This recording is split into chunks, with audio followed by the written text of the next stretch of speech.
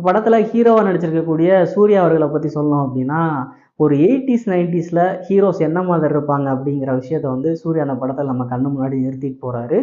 அது மட்டும் இல்லாம அவரோட இன்ட்ரோ சீன்ஸ்லலாம் அவருக்கு கொடுக்கக்கூடிய பிஜிஎம்மா இருக்கட்டும், மியூசிக்கா இருக்கட்டும் எல்லாமே வந்து பார்த்தீங்கன்னா, கண்ணு முன்னாடி நமக்கு ஒரு இளையராஜா மாடல்ல மியூசிக் போட்டா என்ன மாரி இருக்கும் அப்படிங்கிற விஷயத்த வந்து நம்ம கண்ணு முன்னாடி காட்டி விட்டு போறாங்க.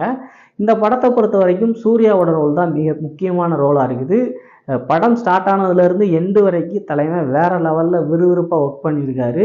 அதாவது இந்த படத்துல சூர்யாவோட கேரக்டர் என்ன அப்படின்னு பார்த்தீங்கன்னா, எதுக்கெடுத்தாலும் கோவப்படக்கூடிய ஒரு கேரக்டரா இருப்பாரு.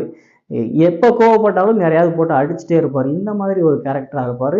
இந்த டைம்ல பூஜா ஹெக்டே வந்துட்டு சூர்யாவ வந்துட்டு, "நீங்க கோவப்படக்கூடாது. அப்ப கோவப்படாம இருந்தா மட்டும் தான் நான் உங்கள கல்யாணமே பண்ணிக்க முடியும்." அப்படிங்கிற மாரி நெறையா அ கண்டிஷன்லாம் போட்டு தான் மேரேஜே பண்றதுக்கு ஒத்துப்பாங்க. ஆக்சுவலா இந்த படத்துல சூர்யா வந்துட்டு சிரிக்கவே மாட்டாரு.